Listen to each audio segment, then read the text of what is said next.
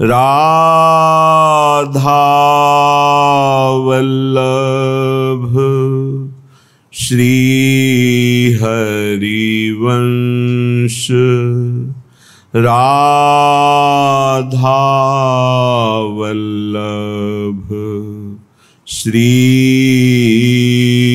हरिवंश। वृंदावनेश्वरी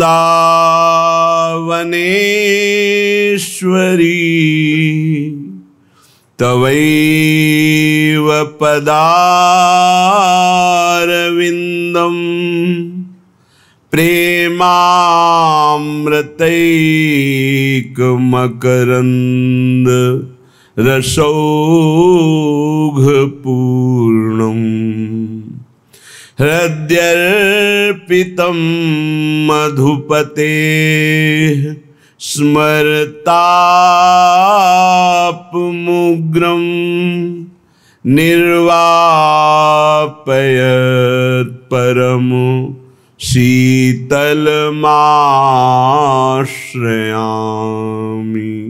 निर्वापयत्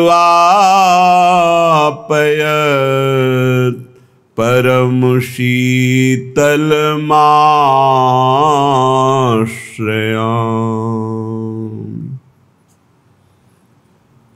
जन्म जन्म जिनके सदा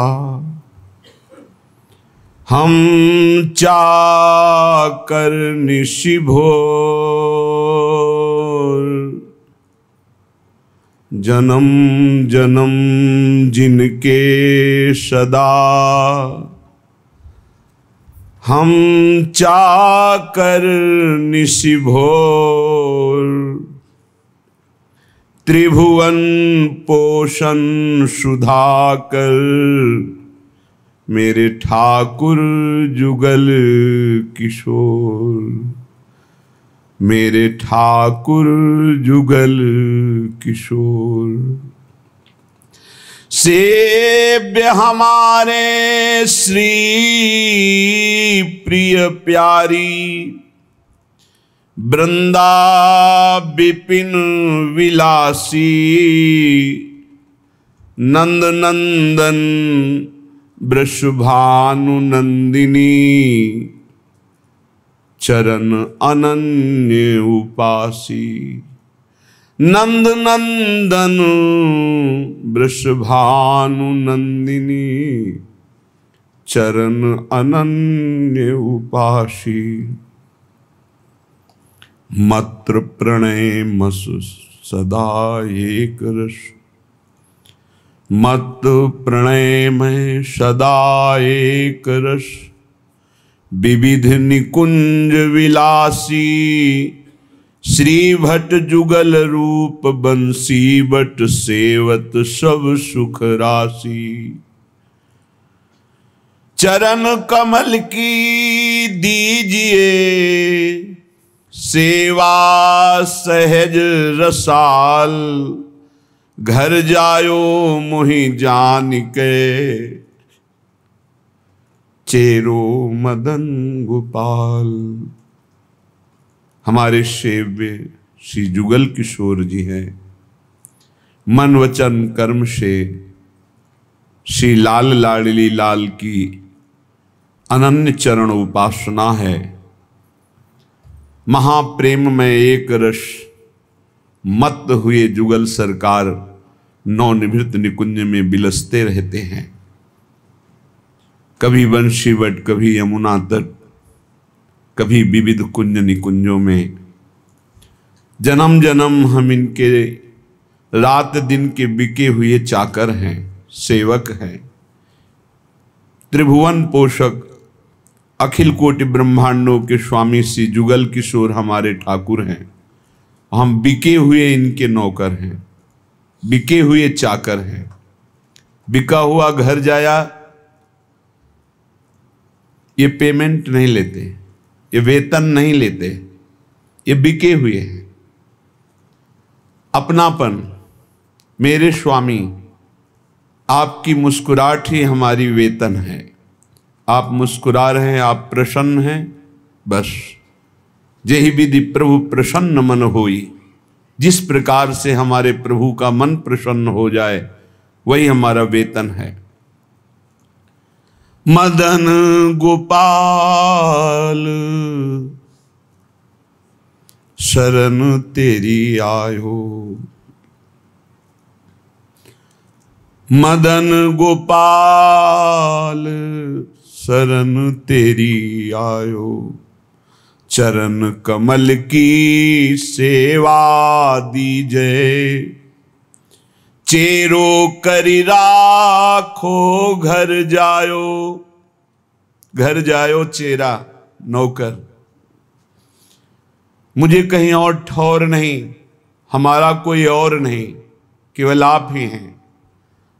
आप अपने महल में रख लीजिए, अपनी सेवा में रख लीजिए, आपके सिवा हमारा कोई नहीं, कोई ठौर नहीं, कोई और नहीं। ये घर जाया चाकर का लक्षण है, स्थिति है, कोई और नहीं।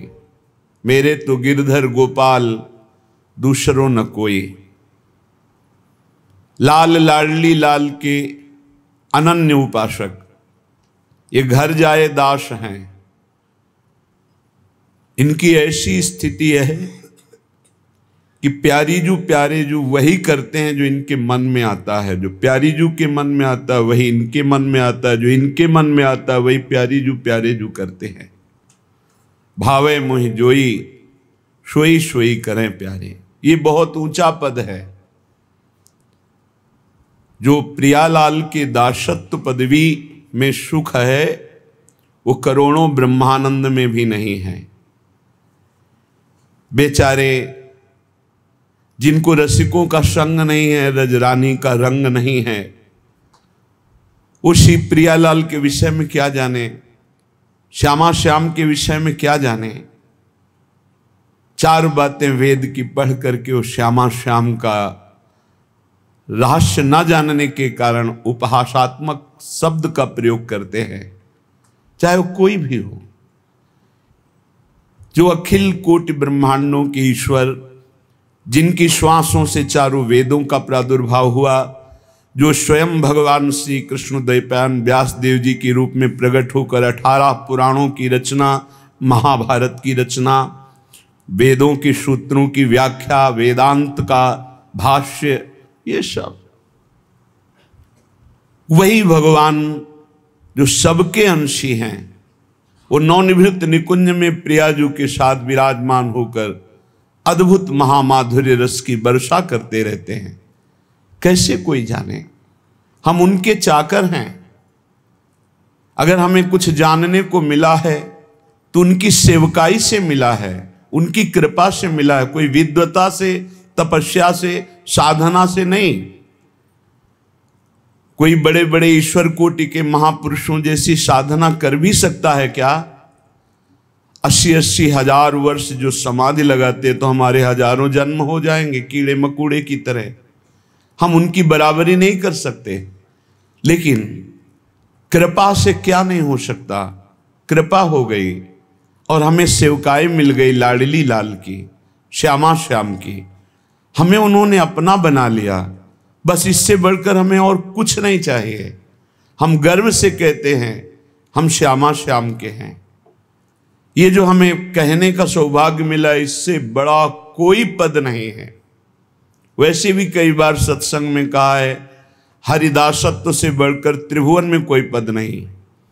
परमेष्ठी पद में विराजमान भगवान ब्रह्मा जी जिनको नमस्कार करते हैं, उन प्रभु के चरणों का जो दासत्व है, उससे बढ़कर कोई पद नहीं। फिर प्रभु जिनके चरणों में नमस्कार करते हैं, वो प्रेम सागर की सार रूपा श्री लाडली जू, महारानी जू, कौन जाने इनकी महिमा। वेद ही नेति नेति कहकर जिन श्री हरि को कहते हैं, उन नंद सुत मनमोदकारी विरह सागर तरन, दास परमानंद छिन छिन श्याम जिनकी शरण, धनि धनि राधिका के चरण। कैसे कोई जानेगा बिना रसिकों की कृपा के। हम उनके चाकर हैं, बिके हुए हैं, घर जाए हैं। धनि धनि मातु पिता सुत बंधु, धनी जननी जिन गोद खिलायो, धनी धनी चरण चरत तीरथ को, धनी गुरु जिन हरि नाम सुनायो। धन्य है जो श्यामा श्याम की सेवकाई से युक्त हृदय हो गया है। धन्य है उसके माता जिसने ऐसा बालक जन्म दिया जो श्यामा श्याम का अनन्य उपासक है। सेवक जी ने भी कहा है, नाम प्रसंग कहे तु प्रदेश, जाया धर्म धन्य सो देश, धन्य सो कुल जे जन्म भयो, धन्य सो तात धन्य सो माए, संतत सकल सुनो चित लाए, श्री हरिवंश प्रताप जस। धन्य है वो माता पिता कुल, वो क्षेत्र, वो देश जिनमें प्रियालाल का अनन्य भक्त प्रकट होता है।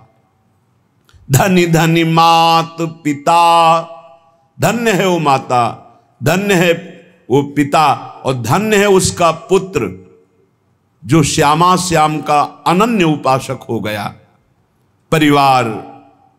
परिवार के सगे संबंधी सब धन्य हो जाते हैं। जिस कुल में एक महाभागवत प्रकट होता है पूरे कुल का उद्धार कर देता है। धन्य जननी जिन गोद खिलायो, धन्य है ऐसी माता जो महाभागवत को अपने स्तन का पान कराया, अपने गर्भ में रखा, अपनी गोद में खिलाया।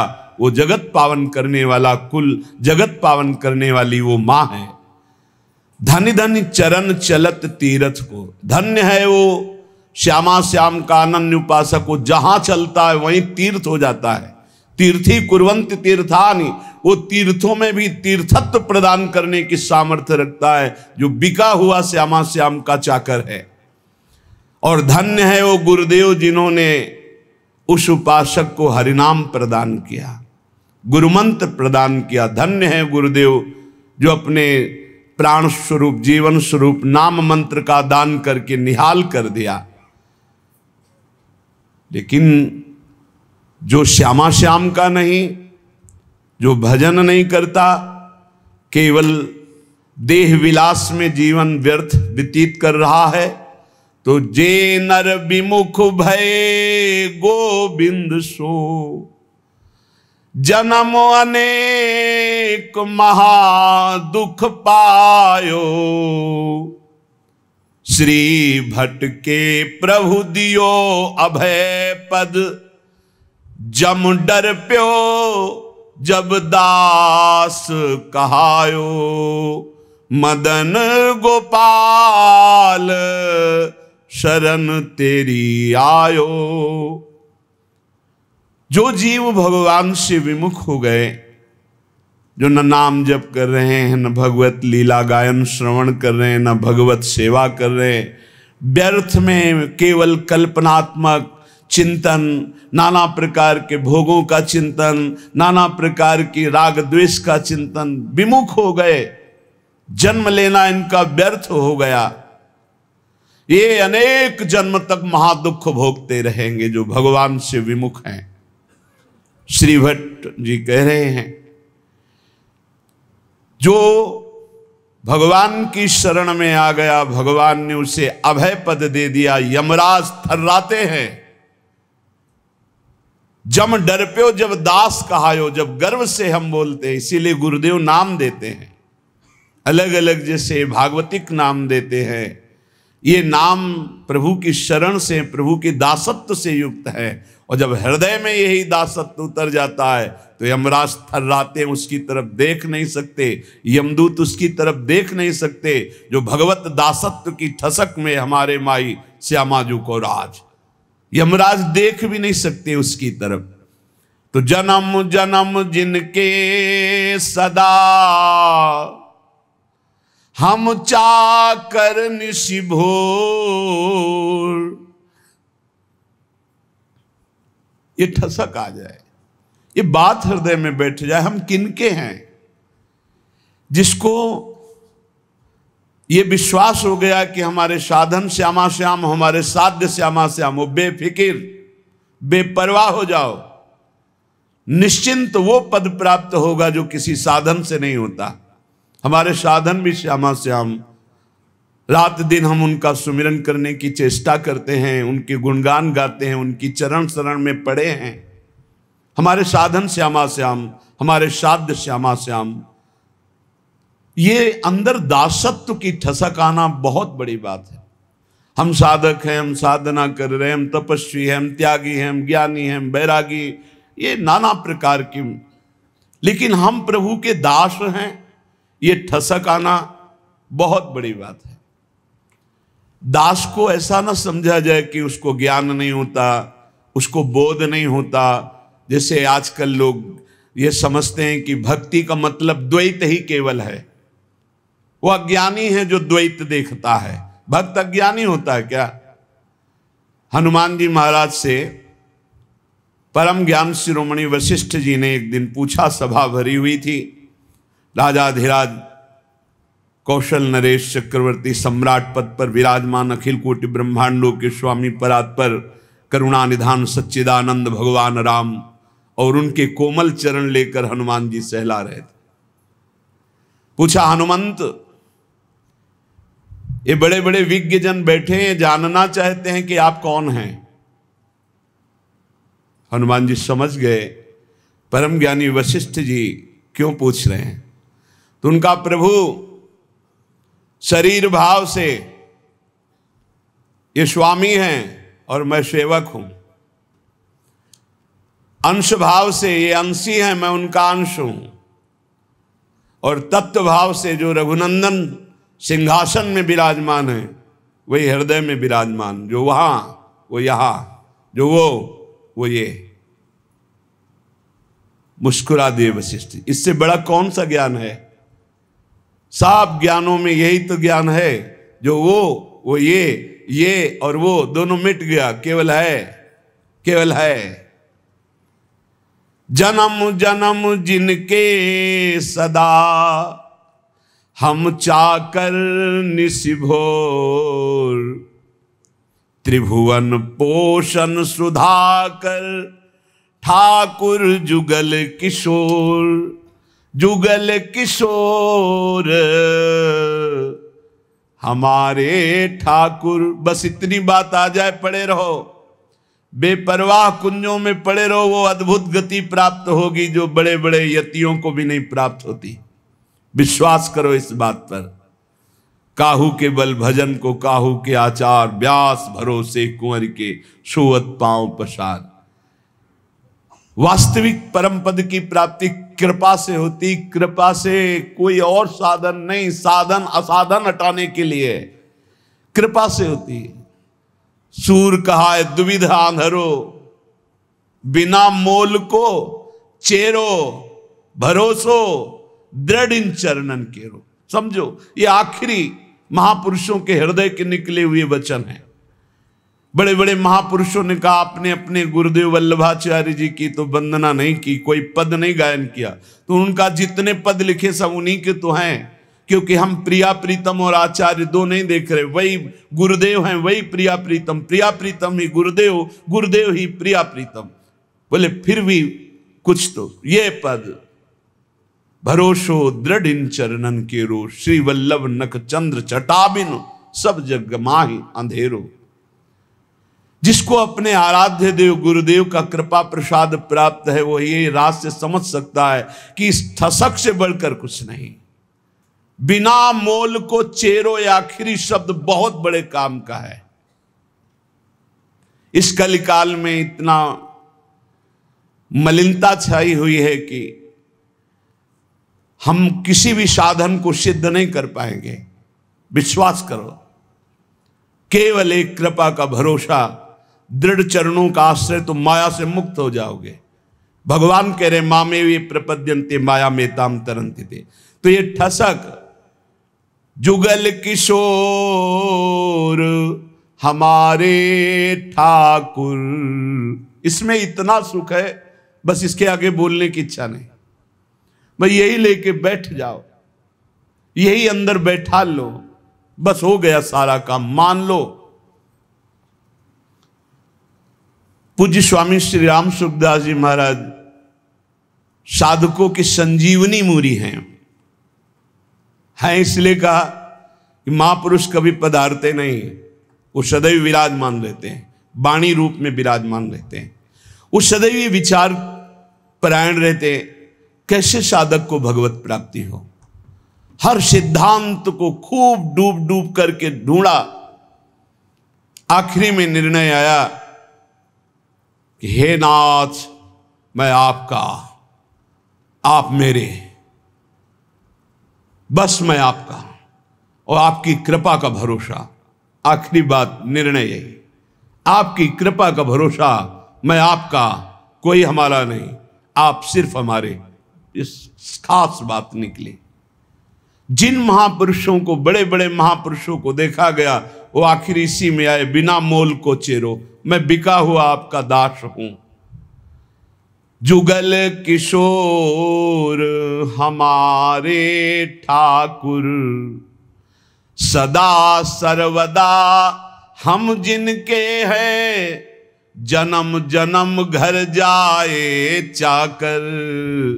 जुगल किशोर हमारे ठाकुर, जन्म जन्म इन्हीं का था, भूल गया माया के मेले में। मान लिया है मेरा पुत्र, मेरी पत्नी, मेरा परिवार, मेरा मकान, प्राण छूटे फिर खत्म, फिर नया दुकान मकान, फिर नया दुकान, ऐसे अनंत जन्म व्यतीत हो गए। आज गुरु ने मुझे जगाया कि तेरा ये घर नहीं है, तेरे ये घर वाले नहीं हैं, तेरा घर श्रीधाम वृंदावन है, घर वाले प्रिया प्रीतम है, ललिता आदि सहचरियां हैं। तो आए मिले परिवार आपने, हरिहस कंठ लगायो, भाग बड़ो वृंदावन पायो। सदा सर्वदा हम जिनके हैं, हम इनके ही हैं, हम भगवान के अंश हैं। बिना भगवत प्राप्ति के हमें कभी सुख शांति नहीं मिल सकती। करके देख लो, चिंता, शोक, भय, मृत्यु, जन्म मरण, ये चलता रहेगा। अगर इससे छूटना है तो रुपया नहीं, कोई पद नहीं, परम पद चाहिए। वो परम पद हैं प्यारी जू और प्यारे जू के चरणारविंद। इनका ध्यान और निरंतर नाम जप, इनकी सेवकाई से बढ़कर कोई लाभ नहीं। सदा सर्वदा हम जिनके हैं, जन्म जन्म घर जाए चाकर। कल एक प्रश्न करता करे थे, ठाकुर जी की सेवा में बड़ा भय लगता है, कहीं चूक हो गई तो अपराध बन जाएगा। चूक परे परिहरे न कबहूं, सब ही भांति दया के आगर। जुगल किशोर हमारे ठाकुर। भारी से भारी अपराध पड़ जाए, कोई गलती हो जाए, ठाकुर जी कभी चूक पड़ने पर छोड़ते नहीं, ध्यान रखना। बड़े कृपालु हमारे ठाकुर हैं। गोस्वामी तुलसीदास जी कह रहे, राहत न चित प्रभु चूक किए की, करत सुरत सै बार हिये की। बड़ी से बड़ी गलती, अपराध, चूक हो जाए, हमारे ठाकुर गिनते ही नहीं। मेरा जन है, हो गई चूक, मेरी बड़ी प्रबल माया है। चूक परे परिहरे न कबहूं, सब ही भांति दया के आग।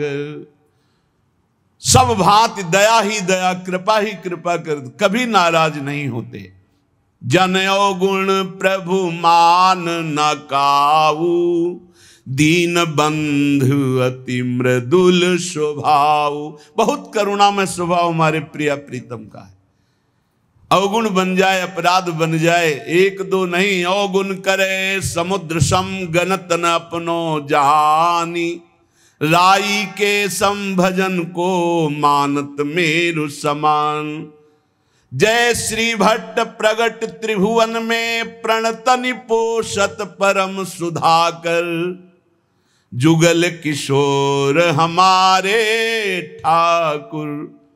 त्रिभुवन में प्रसिद्ध है जो हमारे प्रिया प्रीतम की शरण में आ गए, तो इस लोक और परलोक सब जगह आनंद ही आनंद है, उनका पोषण करते हैं। इसलिए जो बिका हुआ दास हो जाता है, उसे विशेष साधना नहीं करनी पड़ती और फल विशेष मिल जाता है। जब आप अपने आप को प्रिया प्रीतम के चरणों में समर्पित करके, जब कभी परीक्षा हो तो आपके अंदर ठसक होनी चाहिए। साधन नहीं है, मैं नीच हूं, अधम हूं, कामी हूं, क्रोधी, हो सकता है ये सब मेरे अंदर, पर मैं श्यामा श्याम कहूं, इसमें पाई भर भी अंतर नहीं। अगर हमारी तुम परीक्षा लोगे तो हम फेल हो सकते हैं। कामी हैं, क्रोधी हैं, लोभी हैं, मोही हैं, इस पर हम नहीं कह रहे गर्व कर रहे, लेकिन हम श्यामा श्याम के हैं, इस पर तुम काट डालो तो भी नहीं छूटेगा। यही रहेगा कि हम श्यामा श्याम के। बस ये बात पकड़नी है। बिके हुए की अपनी कोई गारंटी नहीं है, बिके हुए की निष्ठा होती है अपनी।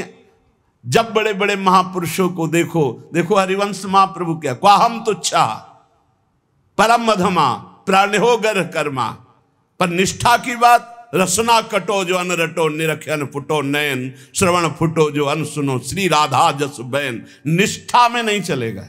निष्ठा तो हमारे अनन्य श्यामा श्याम की, और हम बड़े नीच हैं, अधम हैं, ये पक्का है।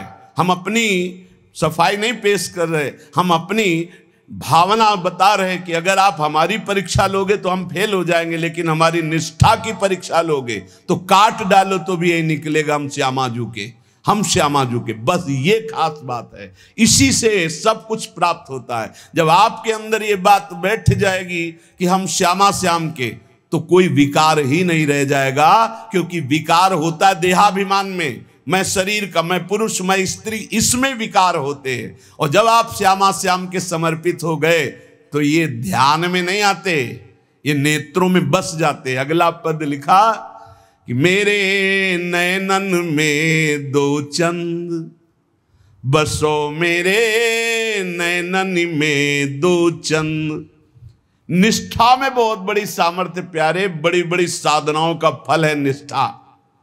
जिस दिन यह निष्ठा आ गई, अनन्य भाव हमारे श्यामा श्याम, धिक्कार है ऐसे मन और इंद्रियों को जो ऐसे करुणा वरुणालय प्रभु के नाम रूप को छोड़कर शरीर सुख में नाना प्रकार की वासनाओं में भटकते हैं। धिक्कार है इसको। अनंत जन्म से गंदी गंदी बातों में भटकते हुए आज तक तृप्ति नहीं हुई, और मार्ग मिला श्यामा श्याम का तो उसमें अनन्यता नहीं आ रही, उसमें ठसक नहीं आ रही।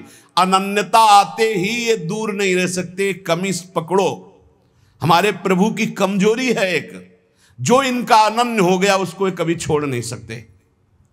ये महापुरुषों ने बात इनकी पकड़ी है, जो इनके चरणों की अनन्यता की ठसक में बैठ गया। अजितेंद्री है वो, अज्ञानी है वो, हम सब मान सकते हैं, पर वो श्यामा श्याम का अनन्य तो ऐसी ऊंचाई पे जाएगा जहां बड़े बड़े जितेंद्री और ज्ञानी भी नहीं पहुंचते। विश्वास कर लेना, अनन्यता जहां आई तो जागृत शयन रहत उर ऊपर मणिकंचन ज्यों पाची। सोते जागते हर समय हृदय में स्फुरित होने लगते हैं, क्योंकि जान जाते हैं अब इसका मेरे सिवा कोई भरोसा आशा नहीं। तो स्वयं प्रभु महासाधन बन जाते हैं और उसके हृदय में अजपा जाप चलने लगता है। एक अद्भुत स्थिति उसके हृदय में आ जाती है, ये अनन्यता से आती है। तो गौर बरन वृषभानु नंदिनी, श्याम बरन नंद नंद बसो, मेरे नैननी में दो चंद। आपके सिवा है युगल चंद कोई है ही नहीं, तो मेरे नेत्रों में कौन बसा? श्यामा श्याम। ये गोलक रहे लुभाए रूप में, निरखत आनंद कंद, जय श्री भट्ट प्रेम रस बंधन, क्यों छूटे दृढ़ फंद, बसो मेरे नैननी में दो चंद। दोनों युगल सरकार श्यामा श्याम आनंद कंद ऐसे आकर नेत्रों में बस जाते हैं कि नेत्र गोलक अब कुछ और देख ही नहीं पाते। ये प्रेम बंधन में बंध कर उपासक के हृदय में नेत्रों में समा जाते हैं। जाको मन वृंदा विपिन हर्यो, श्यामा श्याम की अनन्यता, श्यामा श्याम का प्रेम, श्यामा श्याम के रसिक, ये वृंदावन प्रदान करता है। ध्यान रखना, ये वृंदावन प्रदान करता है। रसिक कहीं आपको बाजार में मिलने वाले नहीं। जैसे हीरो के बोरे नहीं होते कि ट्रक में क्या लदा, बोले हीरे लदे हैं। जैसे हंसों की समुदाय नहीं होते, ऐसे रसिकों के समुदाय नहीं होते। ध्यान रखना। एक बार वल्लभाचार्य जी से उनके किसी धनी मानी शिष्य ने कहा 100 विद्वत ब्राह्मणों को आज हमारा पवाने का मन है। तो वल्लभाचार्य जी का बहुत उत्तम विचार है, एक भगवत शरणागत वैष्णव को पवा दो, 100 ब्राह्मणों के पवाने का फल मिल जाएगा। हाँ प्रभु, तब तो 100 वैष्णवों को पवा देंगे। तो उनका उत्तम बात है, अगर एक भगवत प्रेमी को पवा दो तो 100 वैष्णवों के पवाने का फल मिल जाए। उनका प्रभु 100 भगवत प्रेमियों को पवा देंगे। तो आंसू आ गए और कहा भगवत प्रेमी 100-200 नहीं होते, कोई बिरले होते हैं। जो कहो हरिवंश रस बिरलो समझनहार, एक दोई जो पाइए खोजी सब संसार। जब वृंदावन कृपा करता है तब रसिकों का संग मिलता है। उनकी मंद मुस्कान मात्र से भगवान की मुस्कान से प्रकट हुई माया अपरीत हो जाती है, ढूंढने पर भी नहीं मिलती चित्त में। गुरुदेव की मुस्कान मात्र से समस्त दोषों पर विजय प्राप्त करने का बल जागृत हो जाता है। जब रसिकों का संग मिलता है, जब प्रिया प्रीतम की चरण रज का सेवन मिलता है, जब प्रिया प्रीतम का संबंध गुरुदेव देते हैं, तब ये सब जागृत हो जाता है। अद्भुत वैभव लीला में प्रवेश, दिव्य सेवा का भाव दे, दिव्य सेवा का सौभाग्य, ये सब वृंदावन प्रकाशित करता है। पर वृंदावन में श्रीपाद प्रबोधानंद जी महाराज कह रहे कि हे वृंदाटवी, बहुत ध्यान देने योग्य बात कह रहे, हंतु सवर्णम निजाम माया महाधीशतुर माया तस्त्वई नो बिभेमि जनयेत कंपम त्वदीया पुनः स्वम स्वीयम सुखचिद घनम बतया संदर्शते न्यादृशम दूरादेव पतंति नष्टमतयो जाता पराधायता। हे वृंदावन, आपकी कृपा से आप में आ तो गए हैं, पर आपकी माया से बहुत डर लगता है। क्या आप में सब चिदानंद हैं, लेकिन मेरी दृष्टि मायामयी है, तो कहीं अपराध न बन जाए। यहां हमें स्त्री पुरुष दिखाई देते, जड़ चैतन्य दिखाई देते। नाथ, ये अपनी माया हटा लो। वृंदावन में न जड़ है, न चैतन्य है, न स्त्री है, न पुरुष है, न मूर्ख है, न विद्वान है। यहाँ सब प्रेमी है, सब प्रेमी प्रेममय स्वरूप है। जो बाहर से आवे थोड़ा सावधान होकर आवे। किसी शहर में नहीं जा रहे हैं, किसी नगर में नहीं जा रहे हैं, परम महामहिम प्रियालाल के निज महल वृंदावन धाम में आ रहे हैं। होश में यहाँ कोई ऐसी क्रिया, कोई ऐसी चेष्टा जिसको पाप कहते हैं, वो फिर सच्ची मानिए वज्र की लीक हो जाएगा। यहां से किया हुआ पाप यही केवल नष्ट हो सकता है, दूसरा कोई उपाय नहीं। किसी तीर्थ याटन में, किसी दान पुण्य में, किसी अनुष्ठान में क्षमता नहीं कि यहाँ का किए हुए पाप को नष्ट कर सके। वो धाम ही नष्ट कर सकता है। धाम का सेवन करे, धाम से प्रार्थना करे, माँ की तरह कृपाल हुए, भले वो क्षमा कर दे। इसलिए सावधान कह रहे हैं, वृंदाटवी हंत श्रवणम निजाम माया महाधीशतुर माया तस्त्वई नो बिभेमि जनेत कंपम तुदीया पुनः।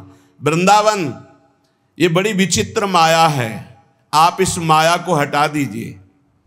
जो लोग यहाँ वृंदावन पिकनिक मनाने आते हों, या जो यहाँ ऐसे गंदे भावनाओं को लेकर, कभी मत आना। नहीं आओगे, जय बोलो वृंदावन धाम की, बाहर से तुम्हारा मंगल हो जाएगा। यहाँ आकर कोई भी ऐसी बात जो धर्म विरुद्ध है बिल्कुल मत कीजिए। यहाँ 1 दिन के लिए आइए, 2 दिन के लिए आइए, उपवास कीजिए, थोड़ा अन्न पाइए या फलाहार पाइए, और रात दिन खूब भजन कीर्तन परिक्रमा। ये वो देश है कमाने वाला, भजन कमाने वाला, जीवन को उन्नतिशील बनाने वाला। ये परम धाम है। यहाँ आकर कोई ऐसी गलती अगर हो चुकी हो तो धाम में ही रज में लौट जाओ, वृंदावन की परिक्रमा लगाओ और आर्त भाव से प्रार्थना करो वृंदावन से। और जो बाहर से आते हैं, जब वृंदावन से जाएं तो हमारी ये बात पक्की मान लें, बहुत हृदय की कह रहा हूं। बाहर निकलकर अगर आप सवारी से हैं तो उतर जाइए और वृंदावन को प्रणाम कीजिए, पंचांग और साष्टांग, और हाथ जोड़कर विनय कीजिए, हे श्रीधाम वृंदावन, मेरे शरीर से, मन से, वचन से अगर कोई त्रुटि जाने अनजाने में अपराध बन गया हो तो हे करुणा में क्षमा कीजिए और रज माथे पे लगाइए, फिर यहाँ से जाइए और जब यहाँ आइए तो प्रवेश होने के पहले ही साष्टांग दंडवत कीजिए या पंचांग दंडवत कीजिए। हे परम पावन प्रिया प्रीतम के निज महल स्वरूप वृंदावन धाम, ऐसी मुझे सद्बुद्धि दीजिए कि आप में मैं आया हूँ, कोई अपराध न बन जाए, न शारीरिक, न मानसिक, न वाचिक। श्रीपाद प्रबोधानंद जी कह रहे कि मेरी बुद्धि कांपती है कि वृंदावन में कोई अपराध न बन जाए, क्योंकि ये वज्र की लीक है, वज्र की लीक मिटाए नहीं मिटेगा। वैसे ही कर्म बड़े बलवान, संसार में पापाचरण कर दो तो पाप करना सहज है, लेकिन उसको नष्ट करना बहुत कठिन है। वो अवश्य में भोक्तव्यम कृतम कर्म शुभाशुभम। जब भगवान का बहुत भजन बनता है रात दिन, तब कहीं कर्म संस्कार मिटते, वो भी प्रारब्ध भोगना पड़ता है बहुत होश में। जितनी वस्तुएं सब यहाँ चिदानंदमय हैं, भले आपको नहीं दिखाई देती। जो पुरुष वृंदावन में आकर अपराध करता है वो अधोगति को प्राप्त हो जाता है। दूरादेव पतंति नष्टमतयो जाता अपराधा यतः। तो अपराध से मुक्त होने की बात भी आपको बता दी। यदि आप चल लेते हो तो साष्टांग दंडवत करो, पूरे वृंदावन की परिक्रमा लगाओ, उस दिन उपवास करो और मन से प्रार्थना करो, वृंदावन से चूक हो गई, मुझे पता नहीं था, गलती हो गई, अब जिंदगी में कभी नहीं करूंगा, तो माफ हो जाएगा। ध्यान रखना, यही माफ होगा, दूसरा कोई माफ नहीं कर सकता। श्रीधाम वृंदावन का किया हुआ अपराध केवल वृंदावन माफ कर सकता है, दूसरे की सामर्थ्य नहीं, क्योंकि प्रियालाल का ये निज धाम है। इसलिए अगर वृंदावन का सानिध्य मिला है, वृंदावन की कृपा से आप यहां आ पाए हैं, तो यहां बहुत लाभ मिल सकता है, बहुत लाभ।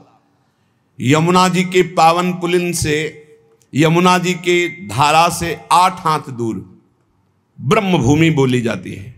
आप वहां बैठकर नाम जप कीजिए, मंत्र जप कीजिए, चतुरासी जी का गायन कीजिए। देखिए आपको एक माला जप हजारों मालाओं का फल देने वाला है यहां श्रीधाम वृंदावन। यहां ऐसे लोभ से रहो, खूब कमाओ, सारे जगत का मंगल करो, सब सुखी रहे, सब निरोग रहे, सब आनंद में रहे। यह है भजन करने का फल। भजन करने का फल सब सुखी रहे तो पाप ही नहीं बनेगा। पाप बनता है जब मैं सुखी रहूं, मैं सुख भोग लूं, इसी वृत्ति में पाप होते हैं। श्रीधाम वृंदावन जाको मन वृंदा विपिन हरियो, नाम लेत पावत जु प्रणय रति, जुगल किशोर देत निज कूल। जय जय वृंदावन आनंद मूल। जिसका मन वृंदावन हरण करता है तो वृंदावन क्या है? आनंद मूल है। यहीं से आनंद का प्रादुर्भाव होता है। तो आनंद का स्वरूप क्या है? बोले नाम लेत पावन जु करत। जय जय राधा वल्लभ श्री हरिवंश श्री वृंदावन श्री वंचन, राधा वल्लभ श्री हरिवंश श्री वृंदावन श्री वंचन। ये आनंद का मूल है। जुगल किशोर अपना सानिध्य प्रदान करते हैं। निरख निकुंज पुंज छवि, राधा कृष्ण नाम और धर्यो। जाको मन वृंदा विपिन हरियो। आनंद मूल वृंदावन नाम रति प्रदान करता है। आप वृंदावन रह रहे हैं, आपको नाम में रति नहीं तो कोई अपराध है? चाहे संत अपराध, वैष्णव अपराध, गुरु अपराध, धाम अपराध, नाप लीजिए। कोई न किसी की निंदा की है, किसी के प्रति दोष दर्शन नहीं। यहां हिया फिरत स्वार्थ आपने भजन गयो फिरे बाह। आप स्वार्थ से घूम रहे हो, आपके अंदर भजन चल रहा है। यहां श्रवणेन्द्री में राधा राधा गूंजता है, चलत फिरत सुनियत यह है श्री राधा वल्लभ लाल, ऐसे वृंदा विपिन में बसत। यहां भजन करना पड़े, यहां तो भजन छाया रहता है। यहां फिरे स्वार्थ आपने भजन गयो फिरे बाह। आप सोचो, अरे और देश के बसत ही घटत भजन की बात, वृंदावन में स्वार्थ उलट भजन हो जात, तो आपका भजन नहीं हो रहा, आपका चित्त विषयाकार हो रहा है, आप अपराध कर रहे हो। आप कहीं न कहीं वैष्णव दोष दर्शन, संत दोष दर्शन, गुरु दोष दर्शन, कहीं न कहीं कोई न कोई अपराध बन रहा है, ढूंढ लो। नहीं तो हिया आनंद में भजन स्वाभाविक होता है। निरख निकुंज पुंज छवि, राधा कृष्ण नाम उर धर्यो। जाको मन वृंदा विपिन हरियो। जिसका मन वृंदा विपिन हरण कर लेता है, उसके हृदय में छवि पुंज श्यामा श्याम और उनका नाम चलता रहता है। श्यामा श्याम स्वरूप सरोवर परिस्वारथ बिसर्यु, श्री भट्ट राधे रसिक राय तिन सर्वसुदय निबर्यो, जाको मन वृंदा विपिन हर्यो। श्यामा श्याम के रूप सरोवर में समस्त स्वार्थों को विसार करके वैसा मन पड़ जाता है कि फिर हटता नहीं।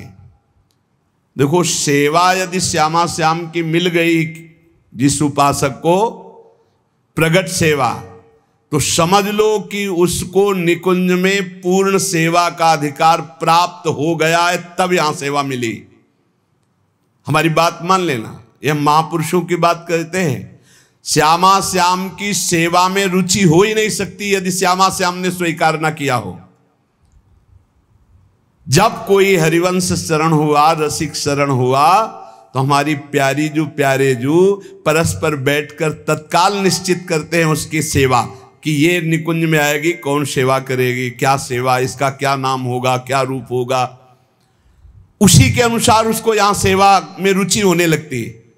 बोले हमें सबसे ज्यादा चंदन घर्षण में रुचि, हमारी चंवर डुलाने में रुचि।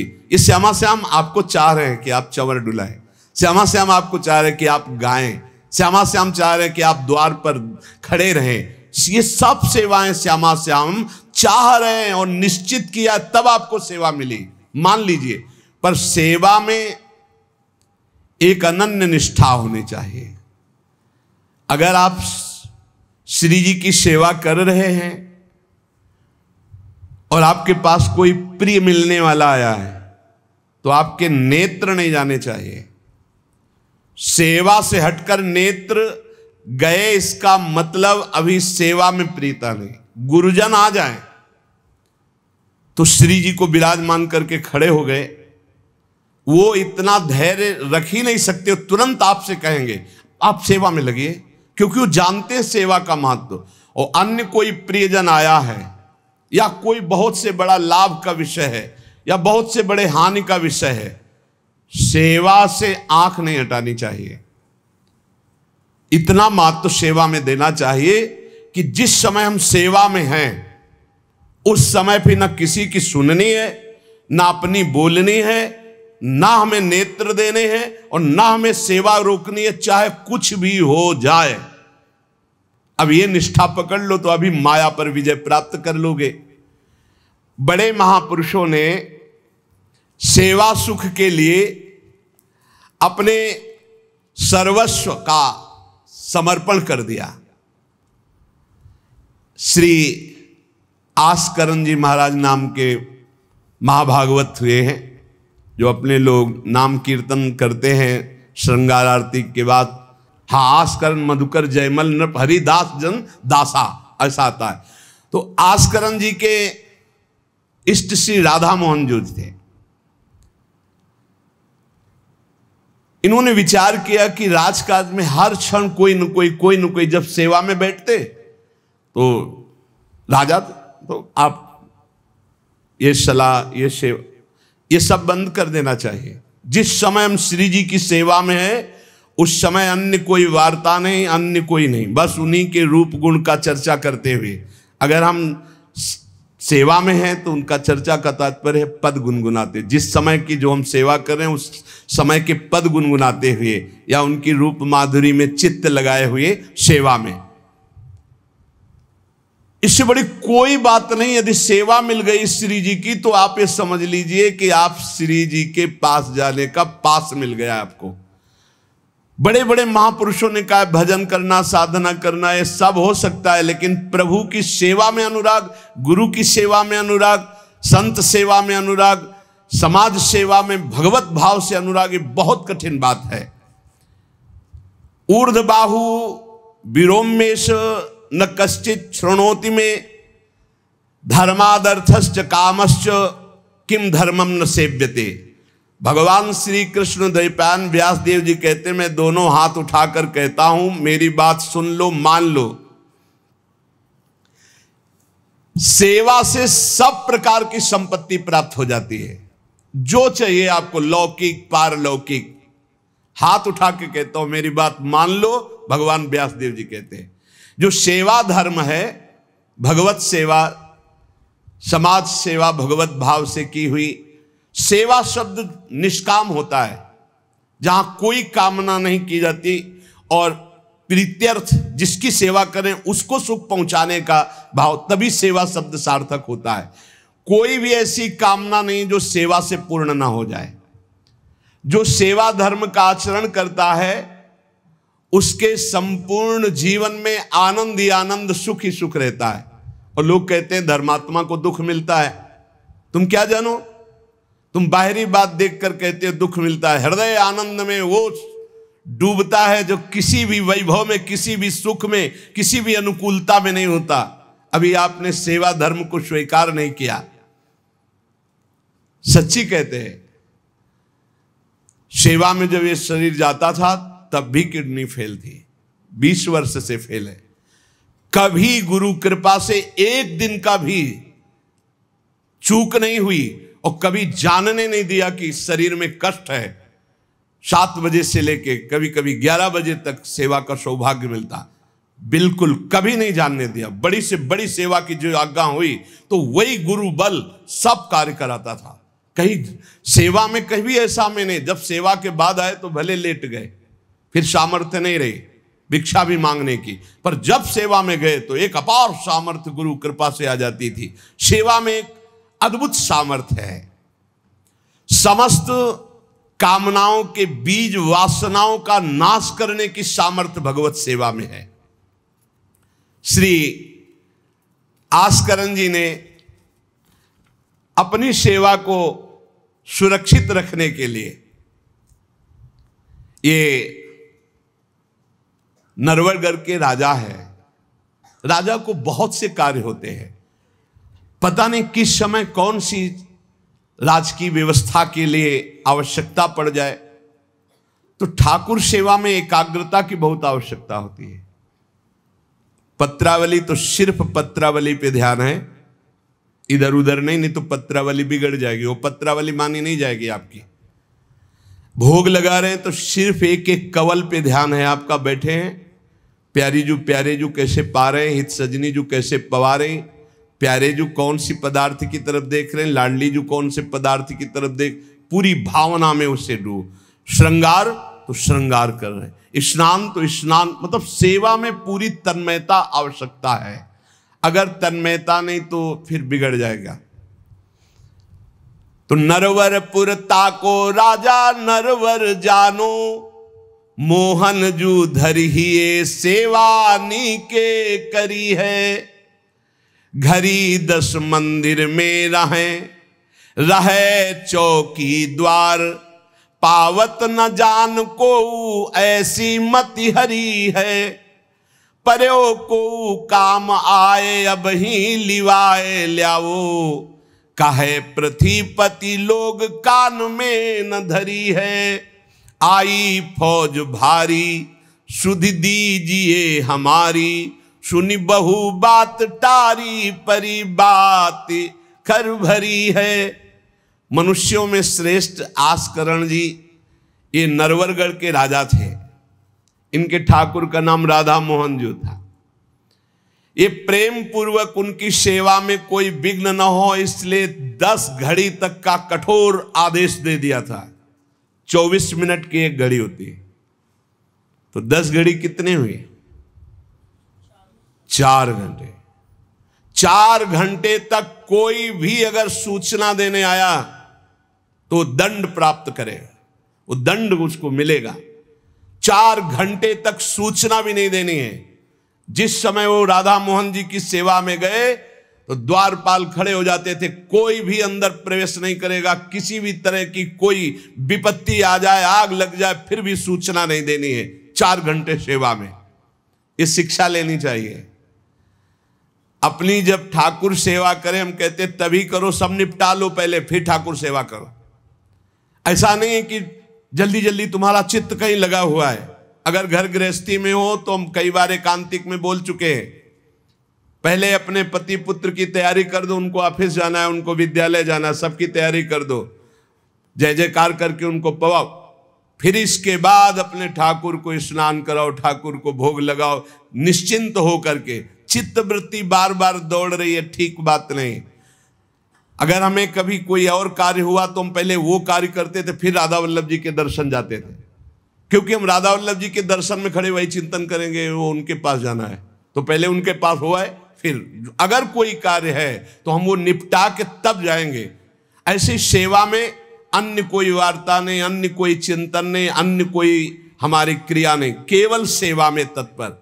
इसलिए उन्होंने कठोर नियम लगा रखा था, 4 घंटे तक कोई सूचना भी नहीं देगा।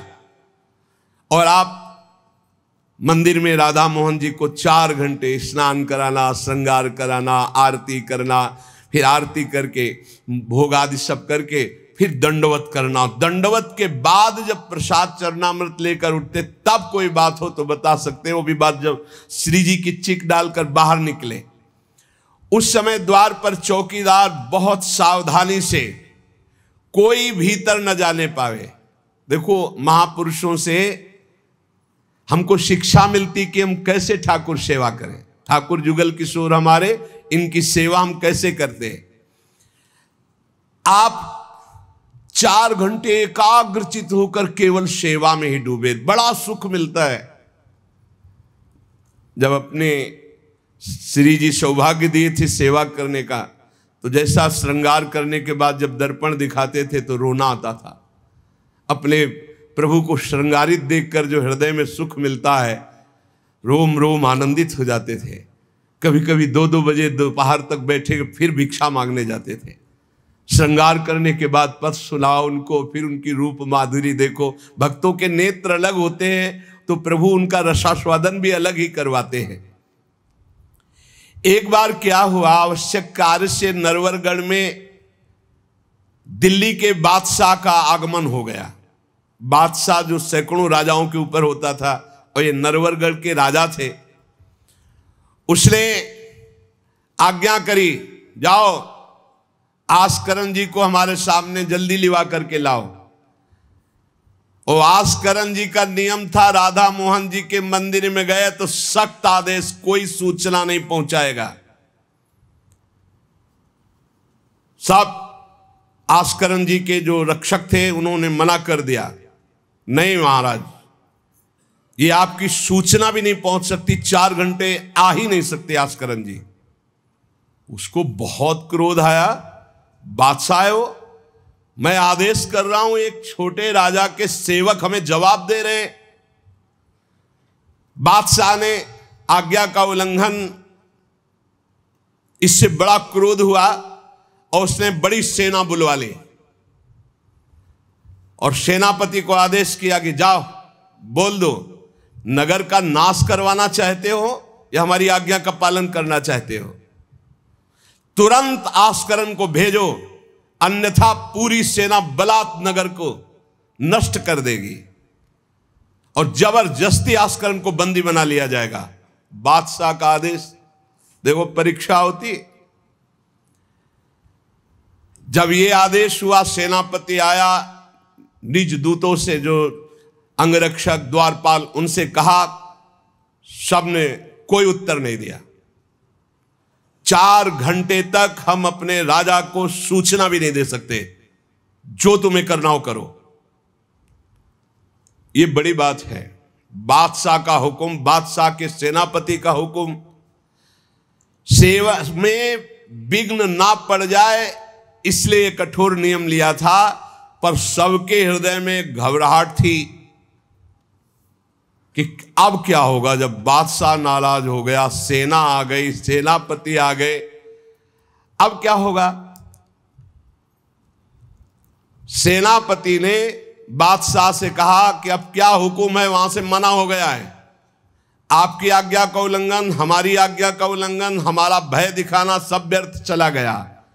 कही कह पठाई, कहो कीजिए लड़ाई, सुनी रुचि उपजाई, चली पृथ्वी पति आयो है। पर्यो सोच भारी, तब बातों विचारी कही, आप एक जाओ गयो अचरज पायो है। सेवा करी सिद्धि साष्टांग होई के भूमि परे, देखी बड़ी बेर पाओ खड्ग लगायो है, कटी गई एड़ी ये पै टेढ़ी हूं न भौ करी, करी नित नेम रीति धीरज दिखायो है।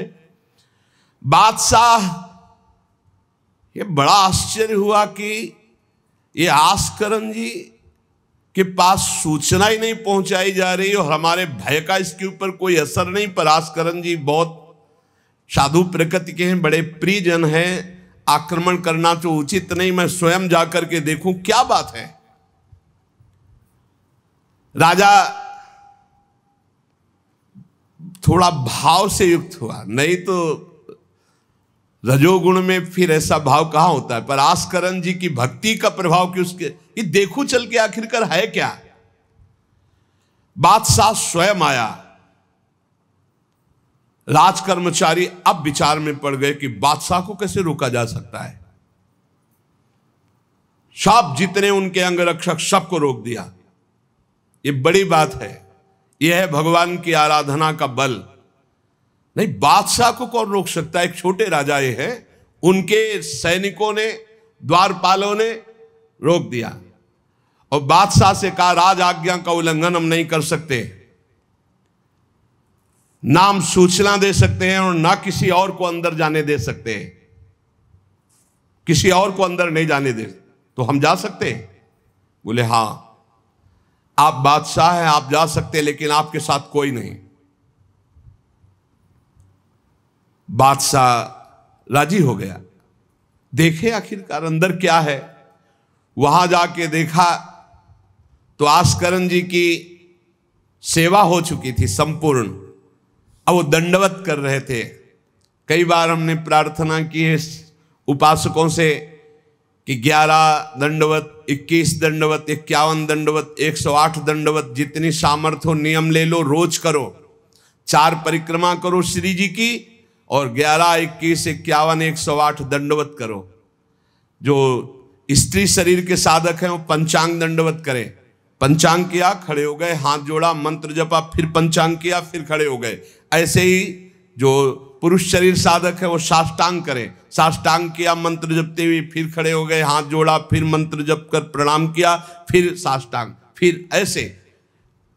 हमें लगता है कि होती होगी दंडवत, करते होंगे, क्योंकि ये नियम तो बहुत पहले से दिया और ये करना ही चाहिए। सच्ची कहते हैं बड़ा सुख मिलता है जब अपने इष्ट के चरणों में साष्टांग लौट कर और उनकी तरफ देखते हुए। बहुत कृपा होती, बहुत कृपा होती। यावत स्वस्थमिदम कलेवरम यावत च दूरे जरा, जब तक ये शरीर स्वस्थ है बुढ़ापा दूर है। आनंद लूट लो भाई, ये कमाने का समय गंवाने का नहीं है। आस्करन जी अपने ठाकुर की संपूर्ण सेवा करके दंडवत अपनी पूरी कर रहे थे। अब जैसे 108 दंडवत तो समय लगेगा। हमने देखा है पूज्य सदगुरुदेव भगवान को अस्वस्थ शरीर में, अस्वस्थ अवस्था होने पर भी, बुखार है पर दंडवती अपनी पूरी करते हुए, नियमावली पूरी करते हुए देखा। क्योंकि जैसे ब्रज की 84 कोस की परिक्रमा में तो श्री जी साथ थी, बहुत थकान, बहुत शरीर कष्ट में, पर आप अपनी दंडवती जरूर पूरी करते। गुरुदेव भगवान को देखा। महापुरुष नियमनिष्ठ होते हैं, जो नियम ले लिया उससे तोड़ते नहीं। जय बजे आरती होती है, आप देख लो, 5 मिनट के अंतर की बात नहीं कह सकते, नहीं आपको ठीक समय से आरती मिलेगी।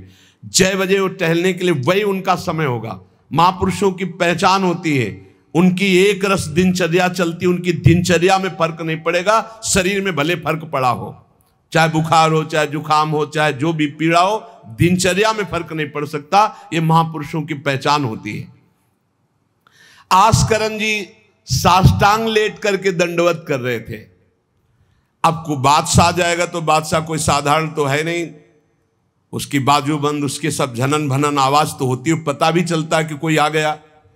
मुड़ करके भी नहीं देखा बादशाह की तरफ, बस बार बार साष्टांग दंडवत, खड़ा खड़ा देखता रहा। 108 दंडवत 2-4 हो तो बड़ी देर हो गई, ना बादशाह से बात, ना सलाम, ना कोई, बस वो अपनी साष्टांग दंड। ये होना चाहिए। आप श्रृंगार कर रहे हैं तो श्रृंगार में ही दृष्टि होनी चाहिए, दंडवत कर रहे हैं तो किसी की तरफ नहीं, सिर्फ दंडवत के सामने प्रिया प्रीतम है, हम बार बार दंडवत कर रहे हैं। ये उपासकों की एक एकाग्रता होती है। भला सोचो, बादशाह पास खड़ा है तो ऐसे लेटे लेटे भी तो देख सकते थे, बिल्कुल नहीं देखा। राजा को, बादशाह को बड़ा आवेश आया कि इतनी देर से मैं खड़ा हूं, पहले तो वहीं सब नाना करते रहे, इतनी देर से खड़ा हूं, ना कोई प्रणाम ना नमस्कार, ना हमारी तरफ देख रहा है, क्या है।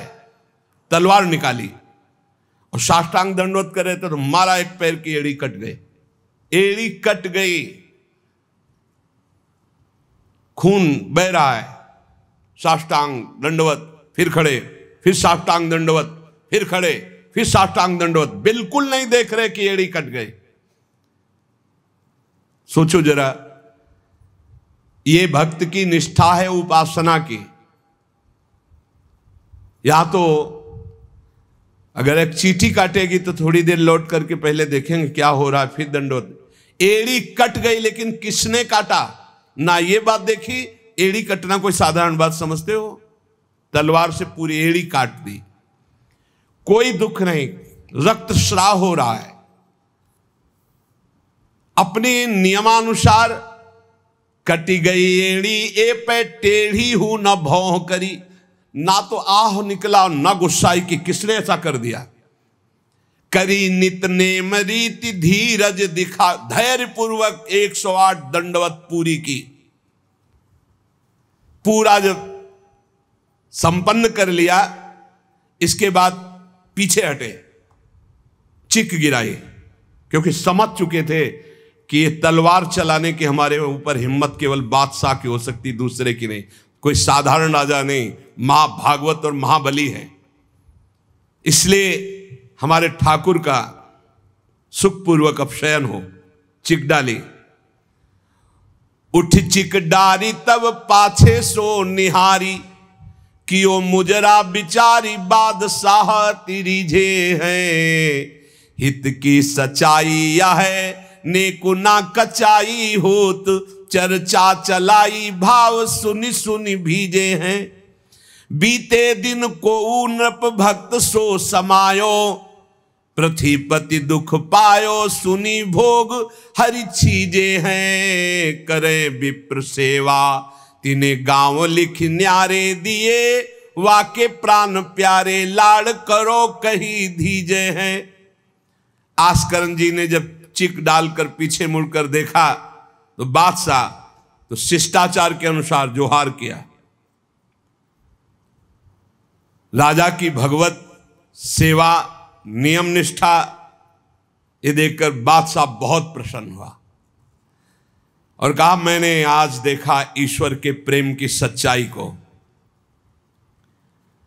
तुम्हारे में थोड़ा भी बनावटीपना नहीं, थोड़ी भी शिथिलता नहीं, तुम अपनी निष्ठा के धैर्यवान वीर हो।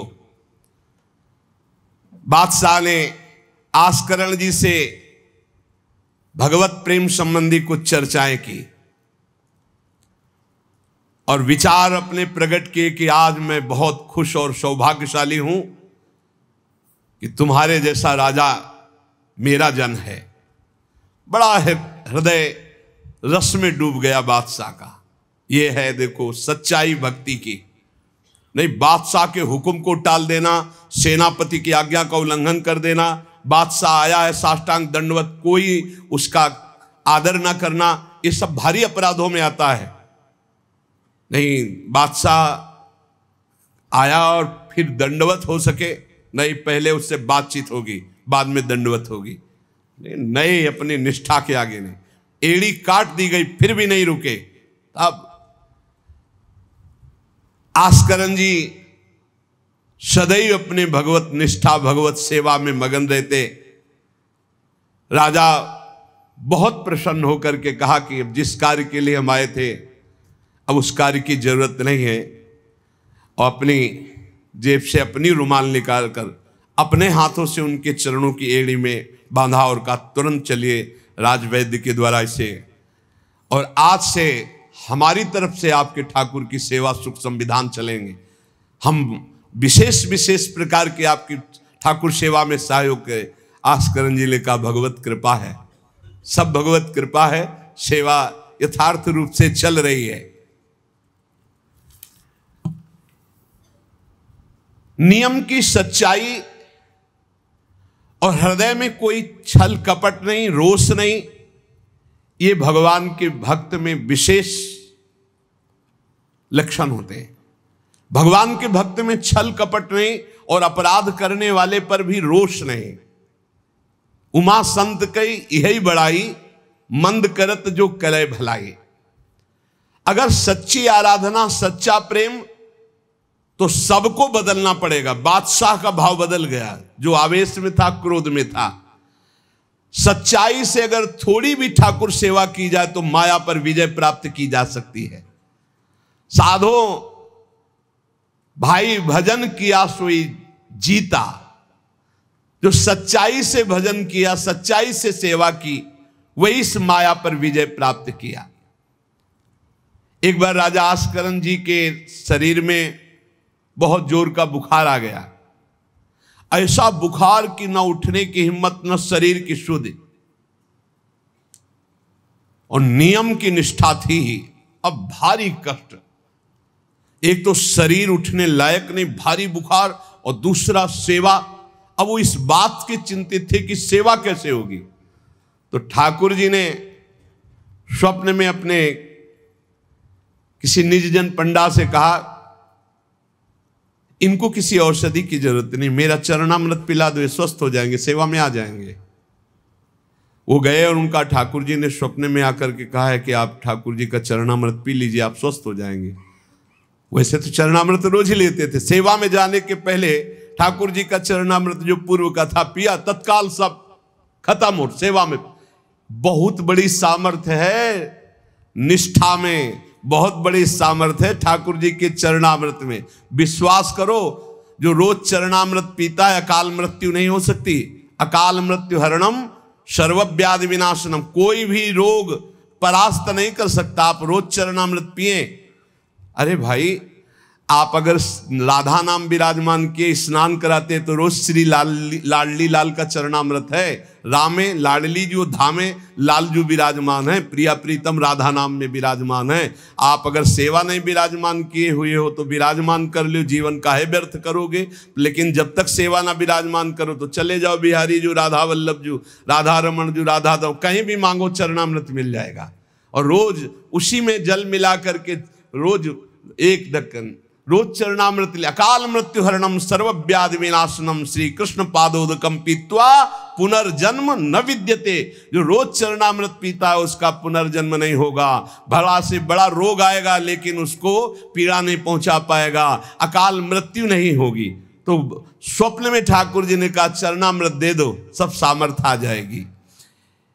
एक बार राजा ने द्वेषवश सेना लेकर, किसी दूसरे राजा ने आपके ऊपर चढ़ाई कर दी, तो आपने व्यर्थ की खून खराबी ना हो, ललकार सुनकर भी आप सेना सहित संग्राम भूमि में ये विचार किया कि युद्ध करने से बहुत लोगों का नाश होता है।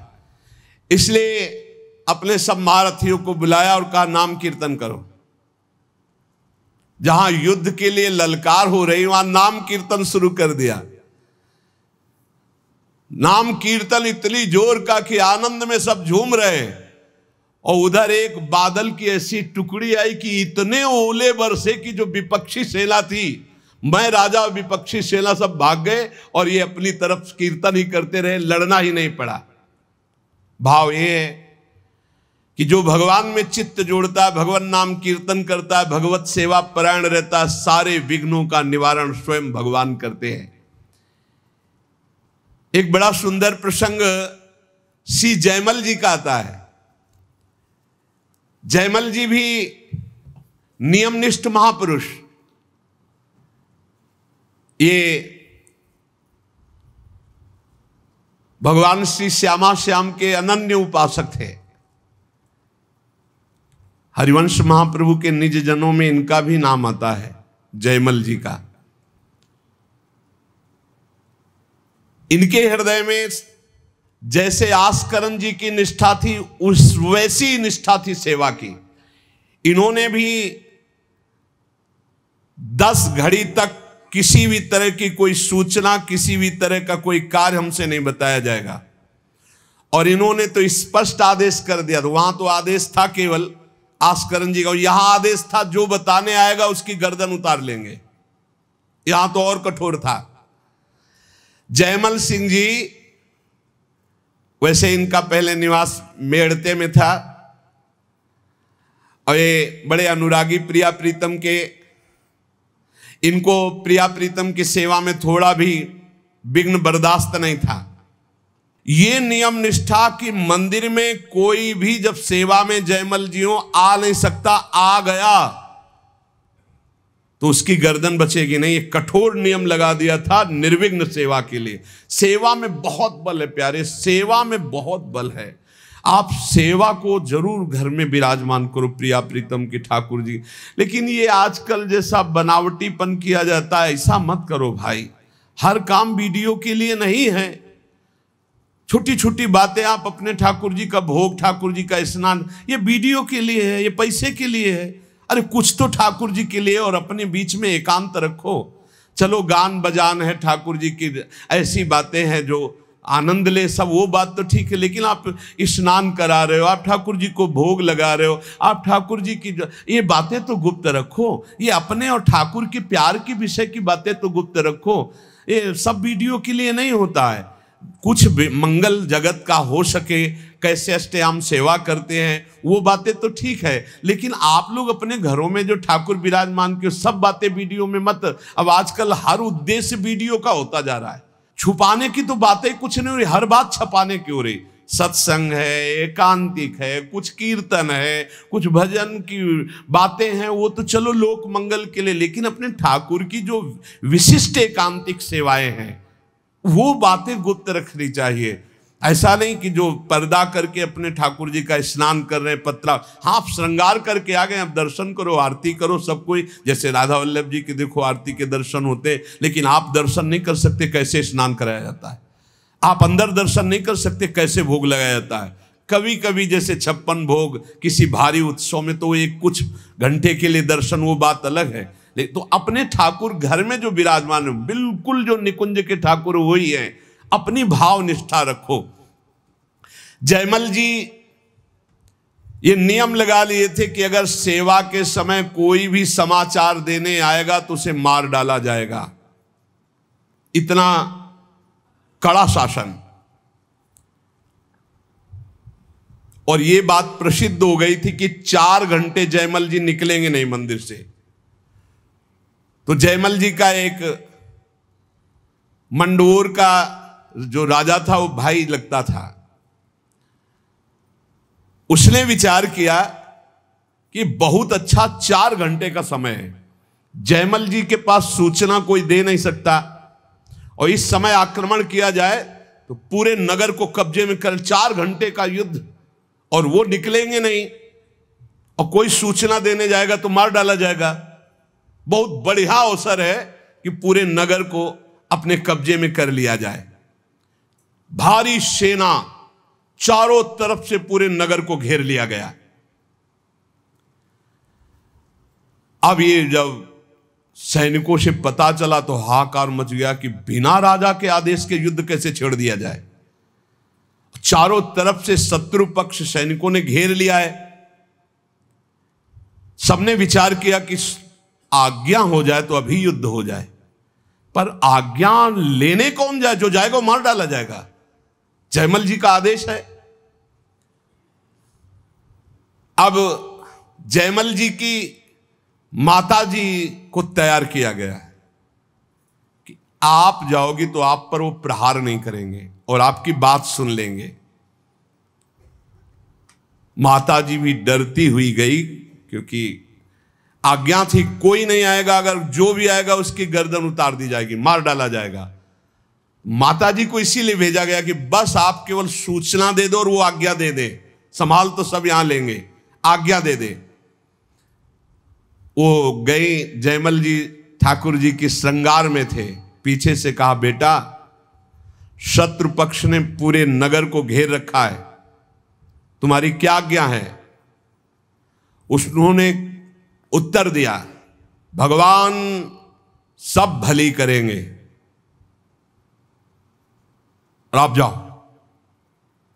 दूसरा शब्द नहीं, भगवान सब भली करेंगे। और इशारा किया, अगर दूसरा होता तो प्रण पूरा करते, लेकिन मां है इसलिए इशारा किया, वापस चली जाओ। मुड़ के नहीं देखा, बस एक शब्द का, भगवान सब भली करेंगे। ये नहीं कहा कि युद्ध प्रारंभ कर दो, मैं सेवा करके आऊंगा, ऐसा कुछ नहीं। भगवान सब भली करेंगे और इशारा किया कि आप वापस चली जाओ। ज्यों के त्यों सेवा में लगे रहे। भगवान ने देखा कि ये तो बिल्कुल बेपरवाह है और सैनिक चारों तरफ से घेर लिए हैं राज्य को, तो स्वयं प्रभु घोड़े पर सवार हुए जयमल जी के। अब उनको कुछ कहने की जरूरत थोड़ी है। राजा का जो शाही घोड़ा था, उस घोड़े को तैयार करके उस पर विराजमान होकर के अकेले शत्रु पक्ष को परास्त किया। अकेले सबको मूर्छित करके मारा, एक को भी नहीं। और आप घोड़े को घुड़सवाल में बांधकर अंतर ध्यान हो गए। सैनिक देख रहे हैं जो सुरक्षा में है कि कोई आक्रमण नहीं हो रहा, सब शांति है। नजदीक गए तो सब मूर्छित पड़े। उनका जय हो, हमारे महाराज की जय हो गई, शत्रु पक्ष तो मारा गया। पूरी की पूरी सेना मूर्छित। जयमल जी सेवा समाप्त की, संपन्न की श्री जी की, और बड़े आवेश में सीधे गए जहां उनका घोड़ा विराजमान रहता था, घुड़सार में। तो घोड़े को देखा तो पसीने से लथपथ और हाँफ रहा था। ऐसा कैसे हो सकता है? घोड़े की सवारी इतनी तीव्र गति से किसने की? इतना हाँफ रहा, पसीना पसीना हो रहा है। तो जो घोड़ा तैयार करते थे वो साथ में थे जयमल जी के। तो उन्होंने कहा कि प्रभु, घोड़े को तो ले जाते हुए कहीं किसी ने नहीं देखा, पर घोड़े की हालत तो ऐसी जैसे बहुत दौड़ाया गया हो, बहुत मेहनत की गई हो। तो उनका कहा ठीक है, चलो इस समय विचार करने का विषय नहीं, दूसरे घोड़े को लो। राजाओं के पास कई घोड़े और सैनिक सजाओ, वहां चलो। तो उनका प्रभु वहां जाओ, वहां तो सब मारे गए हैं। किसने मारा? वहां जाकर देखा तो सब सेना घायल और मूर्छित पड़ी थी, जान से कोई एक भी नहीं मरा था। और जो राजा वो भी घायल। जयमल जी नजदीक गए, देखा तो कि ये मेरा वो भाई ही है, मेरा शत्रु बनकर के आया है। तो वो रो के कह रहा था कि भाई, मुझे नहीं पता था कि तेरा सांवला सिपाही एक ही इतना बलवान है।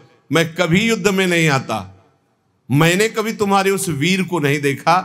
वो सांवला सिपाही कौन था जिसने अकेले मेरी सारी सेना को मूर्छित कर दिया और मुझे बाण से तो घायल किया और नेत्रों से ज्यादा घायल कर दिया।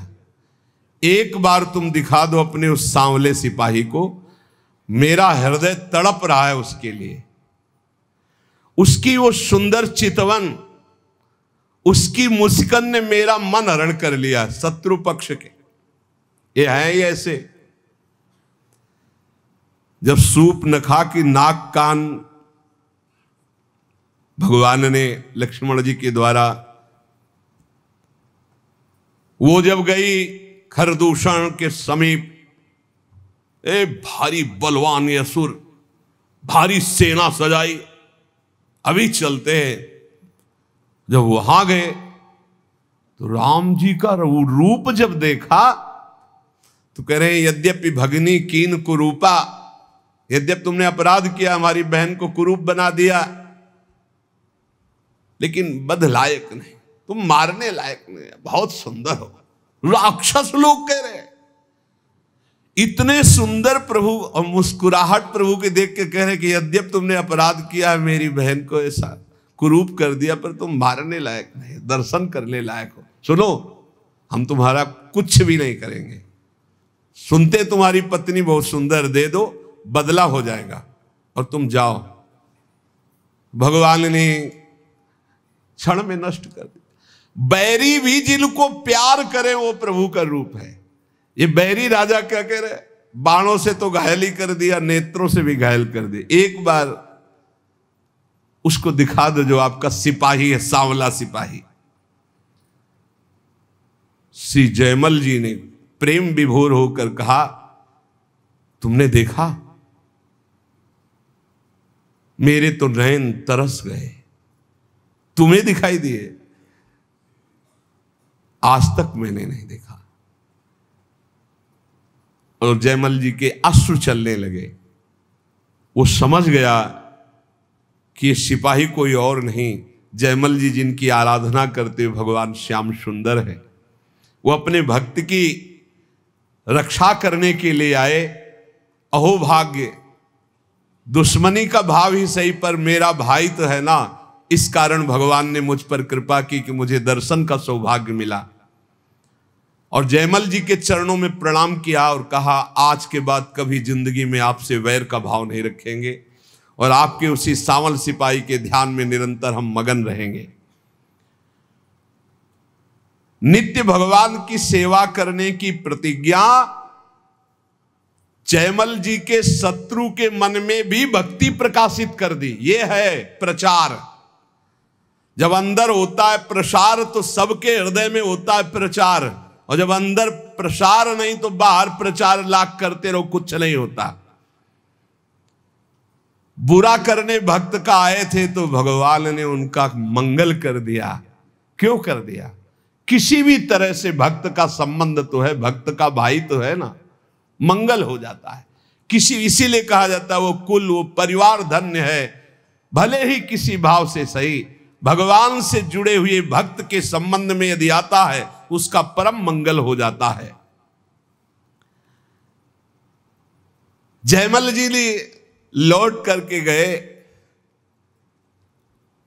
और अपने घोड़े को दंडवत किया कि ये भाई, ठाकुर जी की सेवा तो हम प्रगट में करते ही है, लेकिन तेरे सौभाग्य का वर्णन क्या करें। मेरे ठाकुर जी तेरे पर सवार हुए, घोड़े की 4 परिक्रमा की, आरती उतारी, दंडवत की और बार बार हाथ से स्पर्श करके पुलकित हो रहे हैं।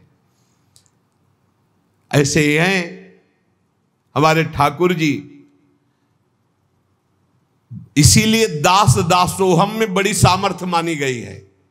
सबसे ज्यादा कृपा किस पर होती है? जो भगवान के दासों का दास होता है। घोड़े को साक्षात्कार हो गया भगवान का, बैरी भाई को साक्षात्कार हो गया, और जयमल जी कह रहे कि मेरे नयन तरस रहे हैं। तो क्या वास्तविक जयमल जी के नेत्र तरस रहे? नहीं, जिनके संबंध से बरस रहे उनके नेत्र कैसे तरस सकते हैं? पर ये हैं ही इतने प्यारे कि तन मन के बिछुरे नहीं, पर चाह बढ़े दिन रैन, कबो संजोग न मानहि, देखे भरी भरी नयन। तो हम श्री श्यामा श्याम के दास हैं। श्यामा श्याम ही हमारी साधना है, श्यामा श्याम ही हमारे साध्य है। 8 पहर हम नाम जप करें, श्री जी की सेवा पर बहुत ध्यान दें। जिसको जो सेवा मिली वो बड़ी महान सेवा है। कभी ऐसा ना समझे कि किसी की द्वार पे या कहीं बहुत दूर सेवा लगी है तो सोचे कि नजदीक सेवा वालों का तो बड़ा सौभाग्य। नहीं, आप देख लीजिए, सनक सनंदन सनातन सनत कुमार जी ने जब जय विजय को शाप दिया तो अंदर प्रवेश होने का अधिकार खो दिया। भगवान स्वयं चल के आए लेकिन अंदर नहीं जाए। और भगवान ने जय विजय जी को कहा कि सेवक के द्वारा किया हुआ अपराध स्वामी का ही अपराध माना जाता है। सनकादि को संत पदवी भले दी, लेकिन अपनापन जय विजय को दिया।